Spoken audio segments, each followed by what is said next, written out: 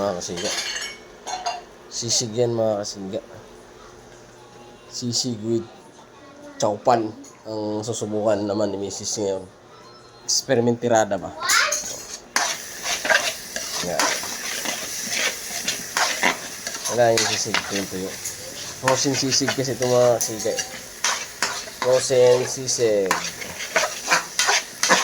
Tapos ito try natin sa chowpan rice. Nasaan na yung rice? Rice. Kunin natin ng rice sa Mini Master. Oo.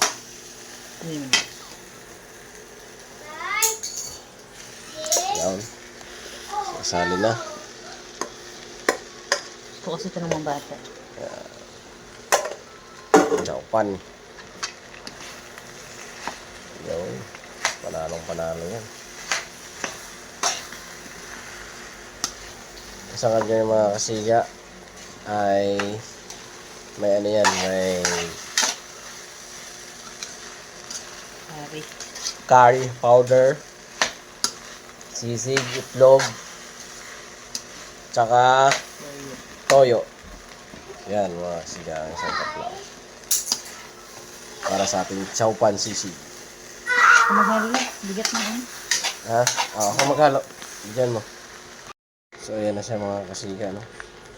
Hindi pa siya final at masakit na yung aking kamay kahahalo.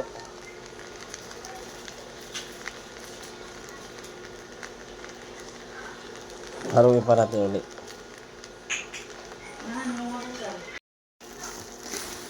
Ayan, halong-halo yan mga kasiga. Yung ating chowpan sisig.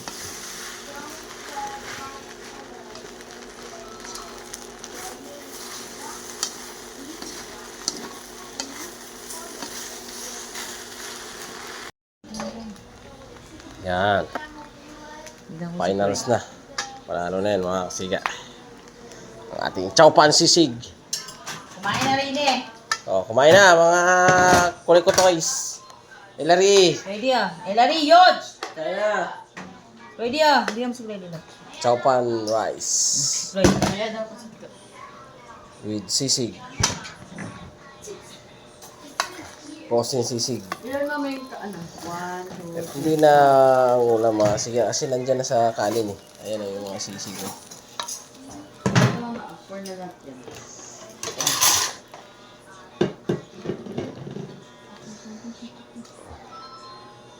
Mayonnaise siya, no? Wow, sarap. Ay, meron din tayo mama doon sa mama, ano? Yung, ano? Kumain na kayo. Mama! Ah. Kanak, Reda. Kaya na. Yan eh. Wow, sarap.